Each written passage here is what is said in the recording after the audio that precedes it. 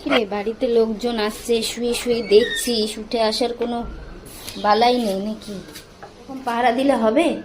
লেজ নাড়ালে বাড়িতে যে বেল বাজছে, কে এলো, কে দেখবে সেগুলো? দুবার ভোগে দিলে হয়ে যায়? চোর ঢুকে গেলে তখন কি হবে? ফার্স্টের ক্লিপগুলোতে আমি কোনো ভয়েস ওভার দিইনি, কারণ রয়ই ভালো লাগছিল। তো সেদিনকে দিনটা ছিল স্যাটারডে, ছিল শীতলা পুজো। তো শীতলা পুজোর মায়ের আরতি দেখে বাড়িতে এসে একটু আমপান্না খেয়ে হেয়ার প্র্যাকটিস করলাম। তারপর একটু চপ খেয়ে আমি আর মা বেরোলাম। হ্যাঁ, আমি এসেছিলাম জুয়েলারি শপে। এই মিনি ব্লগে এটাই উদ্দেশ্য ছিল যে আমি কি নিয়েছি জুয়েলারি শপ থেকে সেটাই শেয়ার করছি। আমি নিয়েছিলাম হচ্ছে এই নূপুর আর আংটিটা। তো অবশ্যই কমেন্টে লিখো কেমন লাগলো। টাটা।